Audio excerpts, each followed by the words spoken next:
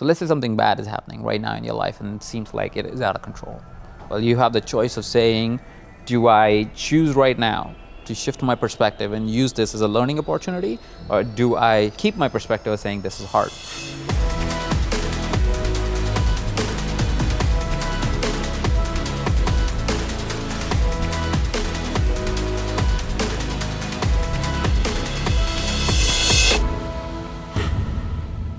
Hey everyone, today's episode is sponsored by our friends at Audible. Enjoy.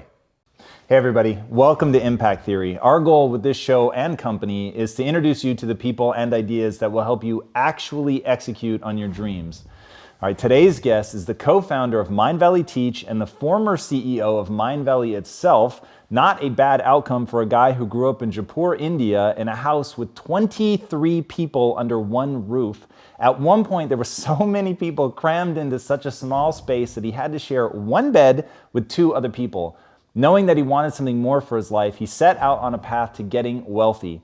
That path led him to founding several companies, including Blink Webinars, the Global Grit Institute, and EverCoach, to name but a few. Some succeeded and some failed, but he knocked it out of the park when he agreed to join a tiny startup called Mindvalley as an intern.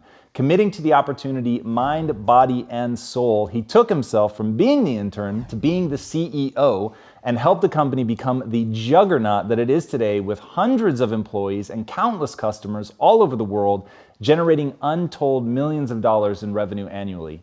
Eventually realizing that he was crushing it in business at the expense of his personal life, he ultimately transitioned out of that role to focus his time and attention on the things that feed him not just financially, but emotionally as well.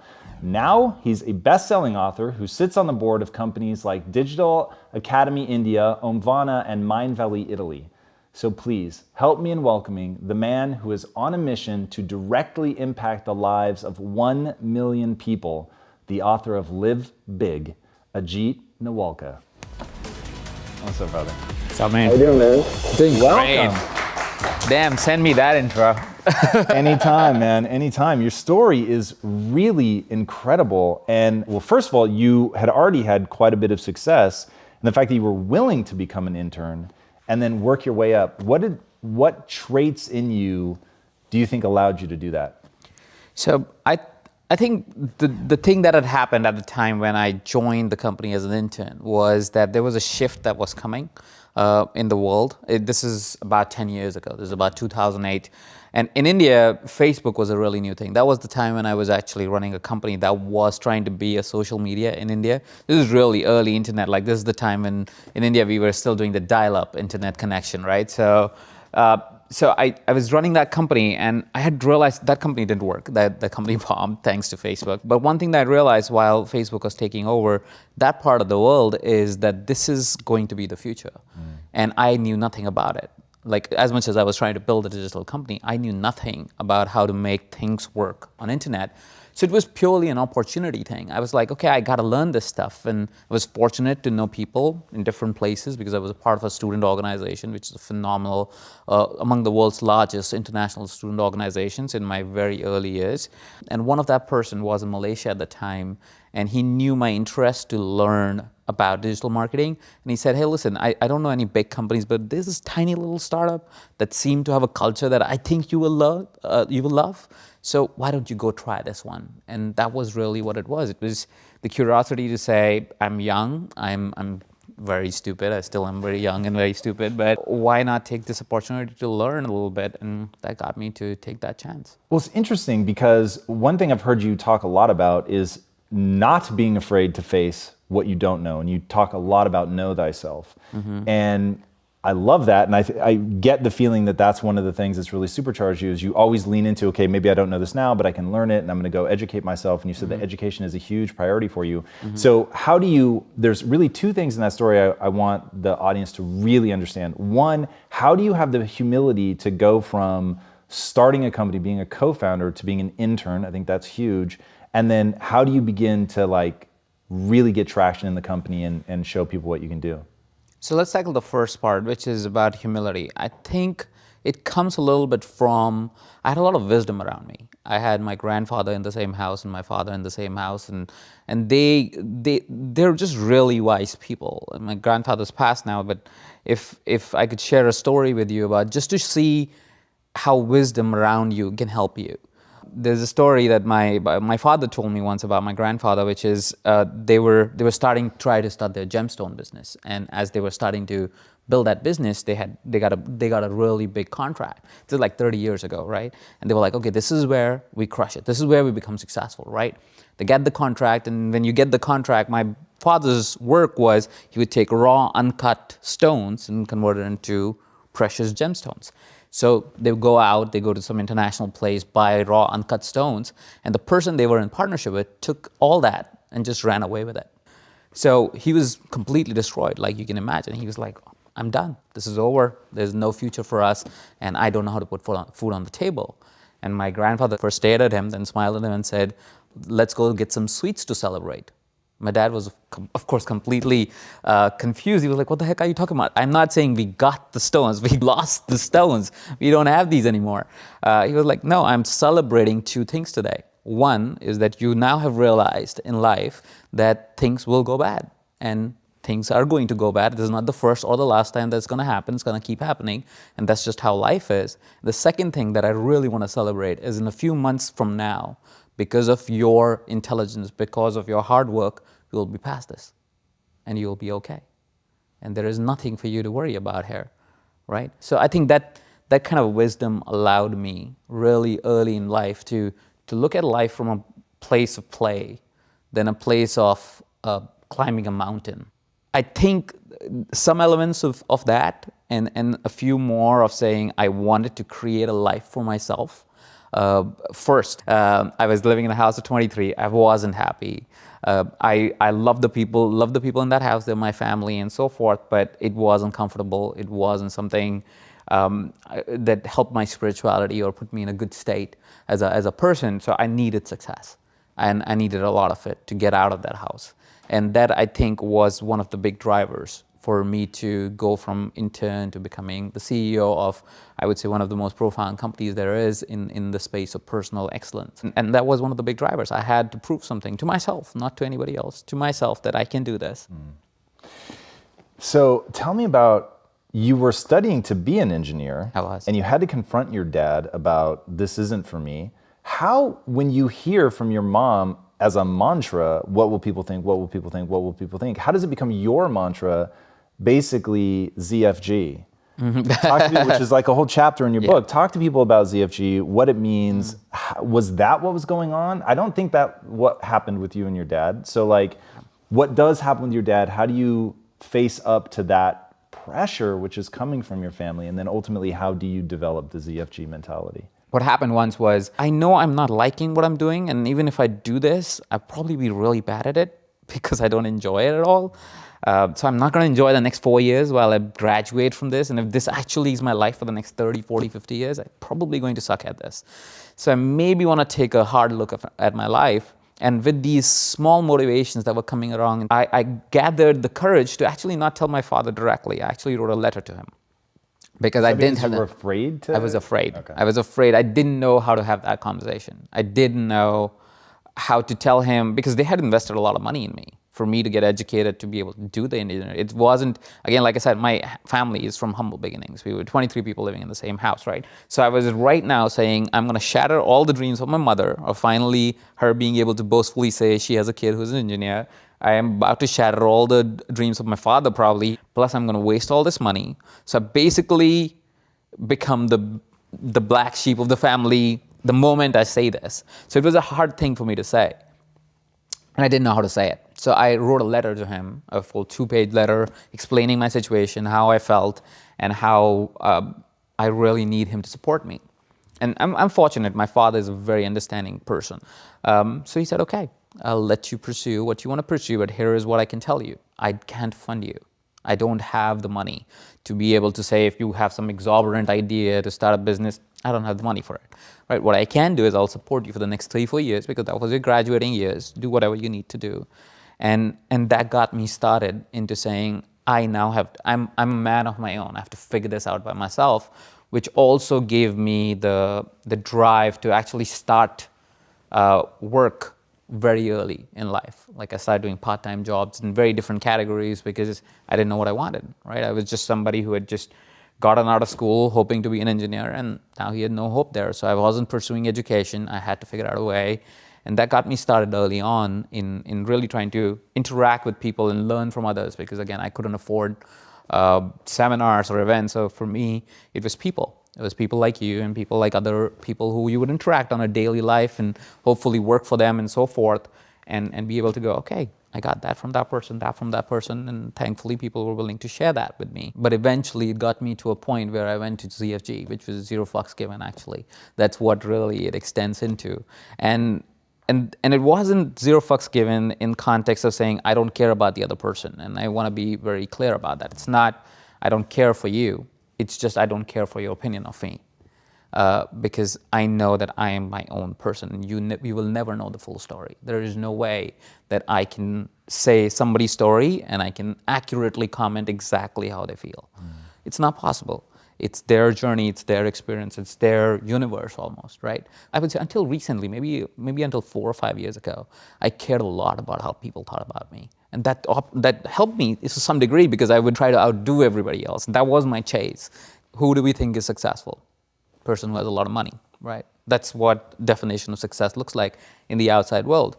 But most of the time, if you meet people, and I'm not saying all of us are like that, but most of the time you meet people who have a lot of money, they are driven by very materialistic gains, and so everything else in their lives are suffering almost, right? Their relationship usually is the first one to go, then goes the health, then goes all the friendships, and then comes the dialogues like it's lonely at top and this and that. It's like, come on.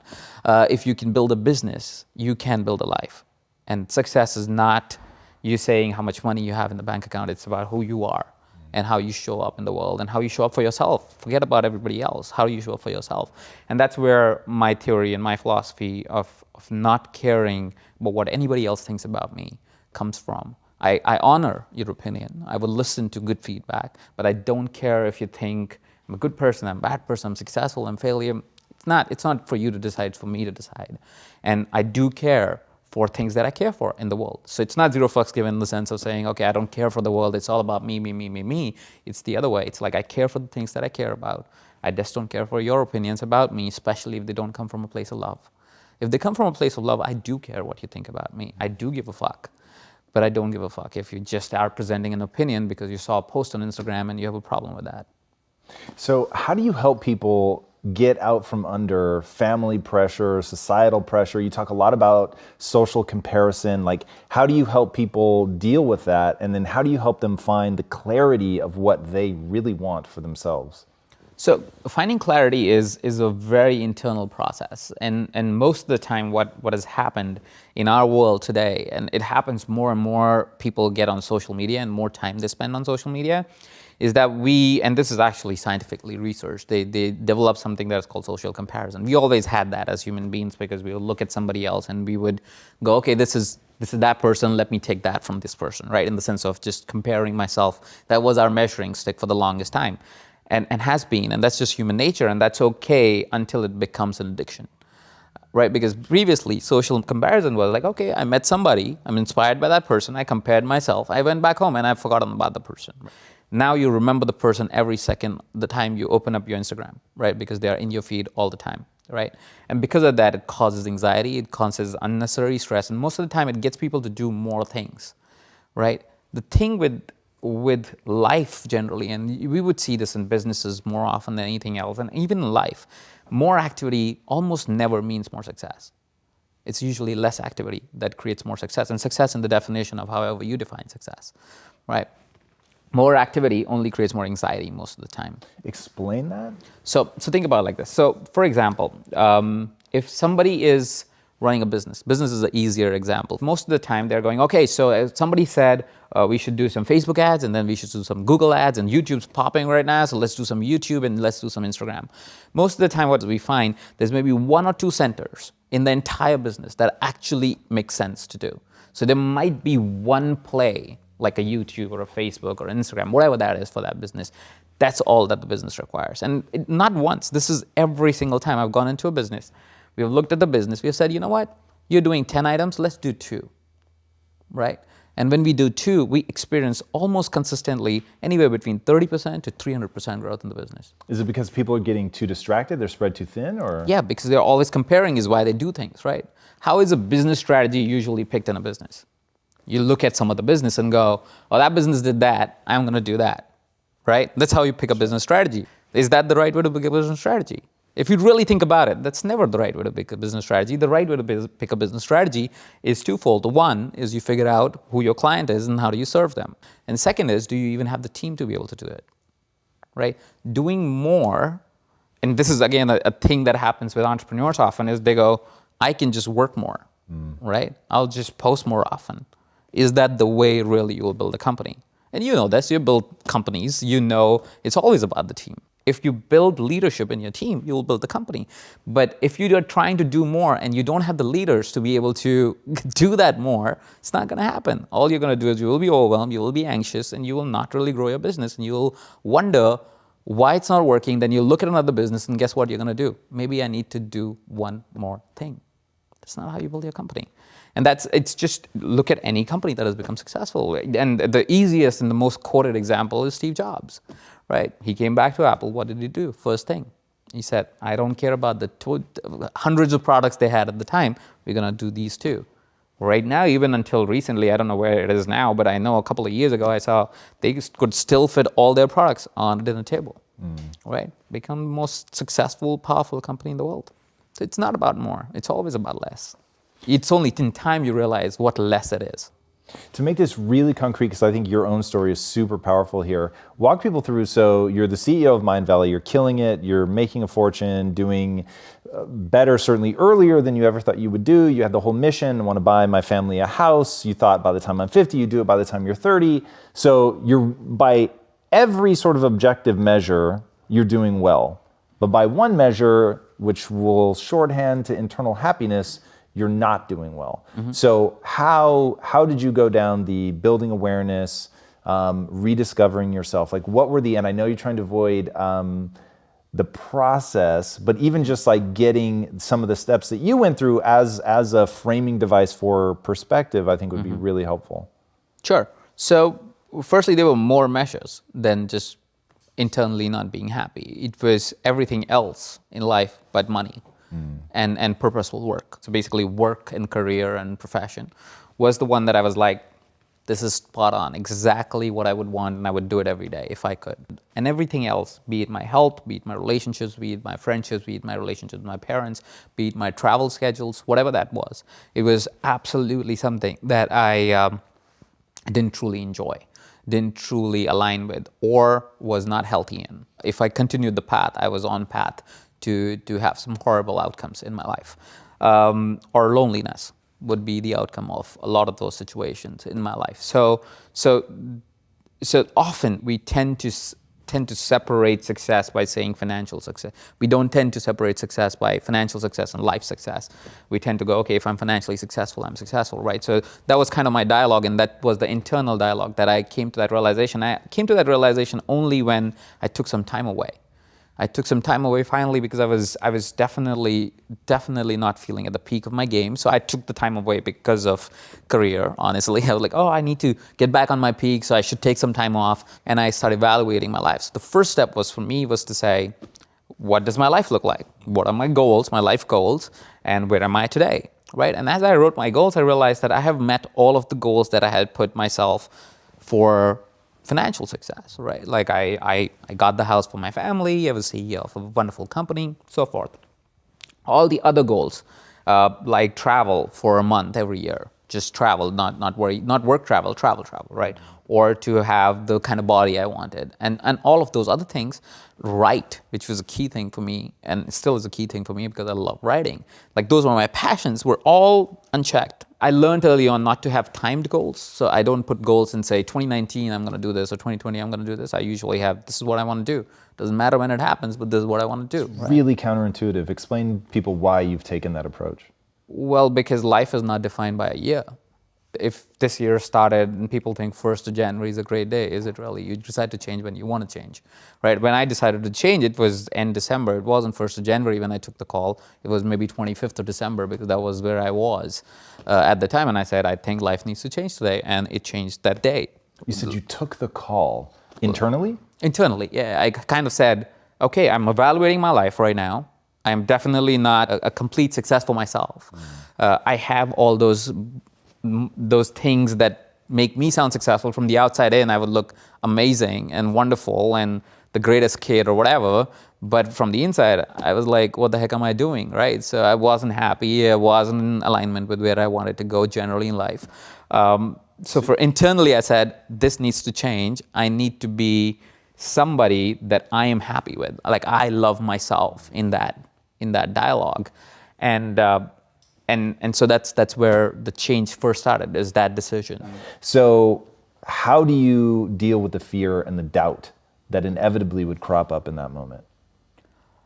Good question. So my process, and I know I'm trying to avoid processes there, but at the same point in time, here's how I deal with fear. Fear is a figment of our imagination, right? Fear is created because of expectations, right? And I learned this process early on, is that every time I would get scared, I would usually be scared because I have some future I have imagined. There is something in the future that I think will happen because I will do this right now, is why I'm scared of doing this, right? You're about to jump off a plane, you think you're going to die, you don't consider you have a parachute or a person that is jumping with you, right? So that's what you're scared of, is why you won't jump off a plane, is because you think you will die. So I had, firstly, once you have an expectation of yourself and you say, hey, I don't need to have this expectation, I'm just living life as a play. It's a game, it's music, it's fun, it's joy.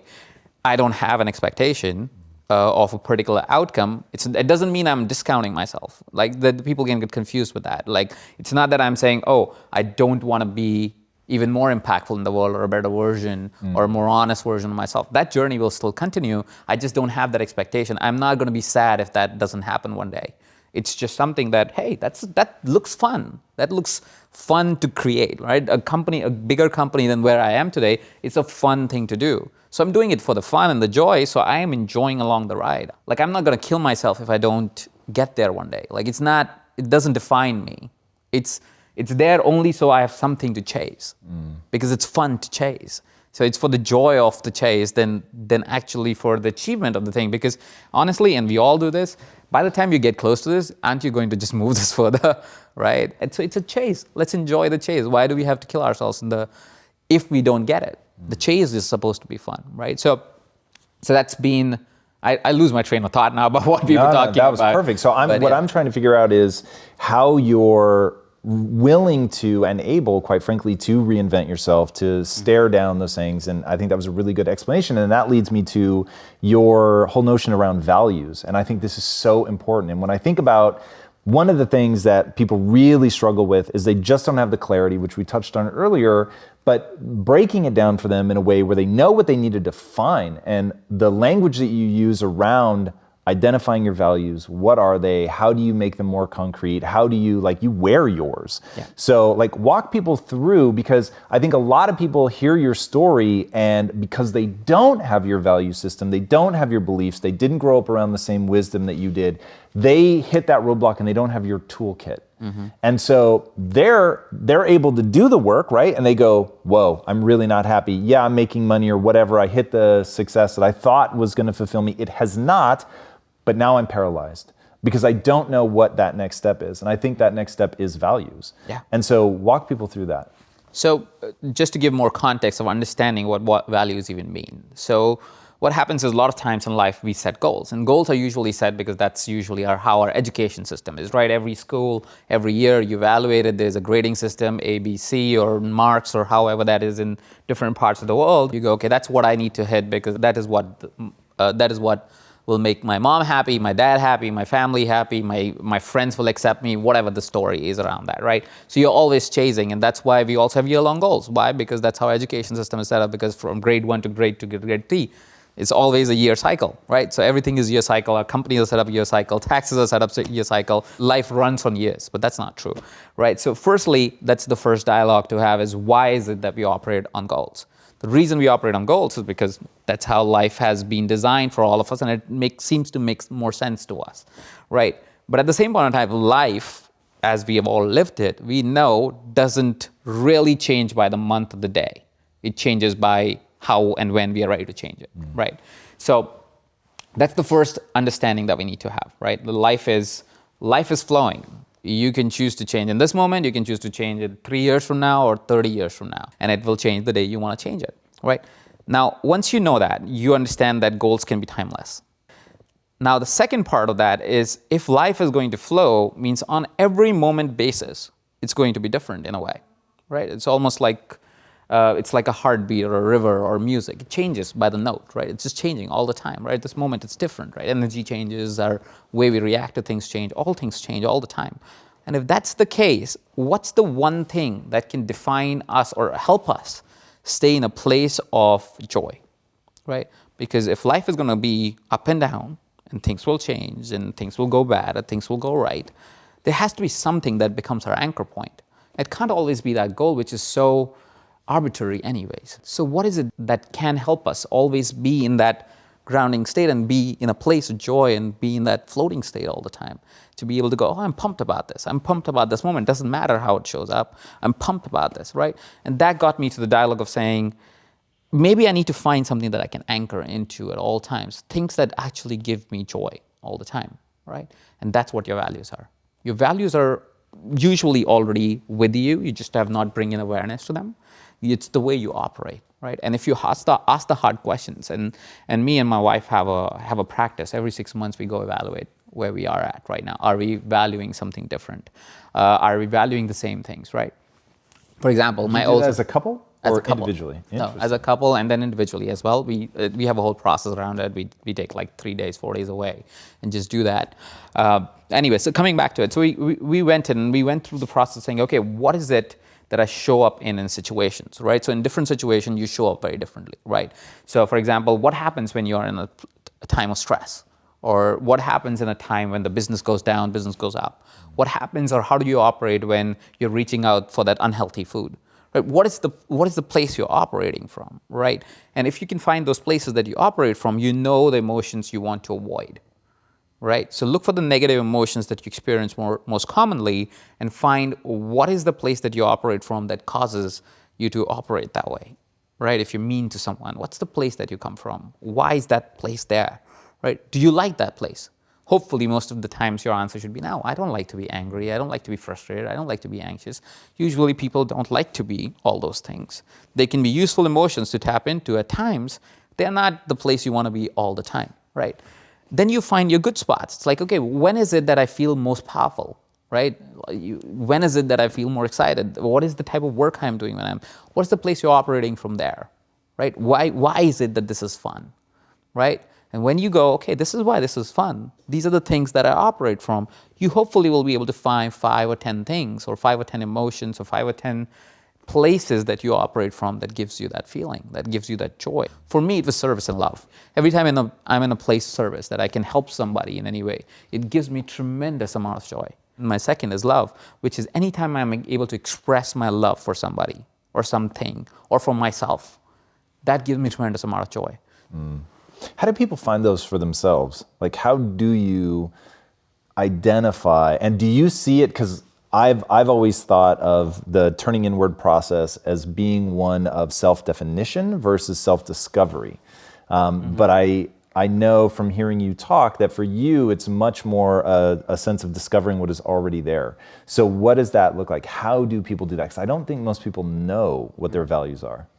Yeah, they don't. And that's why we can, so it's almost like we are reactive to life instead of proactive to life, right? We operate from life as life comes to us, right? It's like, okay, this is happening, let me react to that, right? And that's why we can get into places which are sometimes not really good for us, right? Whereas if you're proactive about life, you go, how do I want life to show up for me, right? And that's coming from the place of value. So let's be proactive about life. How do you become more proactive about life is yes, discovery, and also definition a little bit, and we'll come to that in a second. Firstly, look for what is it that you want from your life, right? Again, one thing that people don't tend to do, or they think it's too far out, It's okay, whatever you can imagine, what you want from your life. And not only in context of experiences that you want or things that you want, what do you want from your life? How do you want your friendships to look like? How do you want your relationship to look like? How do you want your state to look like on a daily basis, on a moment by moment basis? Once you define that, you go one step further and go, what is it that will create that for me? Right? What is it that will create that for me? Now you will put some tools. You might say, okay, learnings will do that for me, events will do that for me, so forth, right? Friendships will do that for me. Now, what do I need to be able to create this for me? Now, who do I need to be? Once you define that, you'll find usually there will be some things that you truly are and some things you need to nurture, and which are your values, actually. Some things that you really are and some things you need to nurture. So I only say 2 values. I have more than 2 values. The 2 values are most prominent for me. These are the places I want to be in all the time, right? But I, of course, have more values as well. I have abundance as one of my values. So there's nothing wrong with having more values, but you just need to find those 5, maybe 7 of those that are true, honest to you, that you want to operate from all the time. And some of them are true to you. Some of them you'll nurture. And that's okay. And nurturing will take its own process, because once you know what they are, you go, okay, but I do fall. For example, let's say if I was somebody who had the challenge of always being in service, but I do want that, my value, because that's the life I want to create. Well, I'll have to nurture, I'll have to create check mechanisms for myself to be able to go, am I acting from a place of service? And to check back in and go, okay, oh no, this was not from a place of service, this was from greed, for example, right? And that will change that reality, because yes, initially it might be greed, but eventually, after 6 months, after a year of practice, you will come from a place of service. You will change that dialogue, and you will not do something just because you're greedy about it.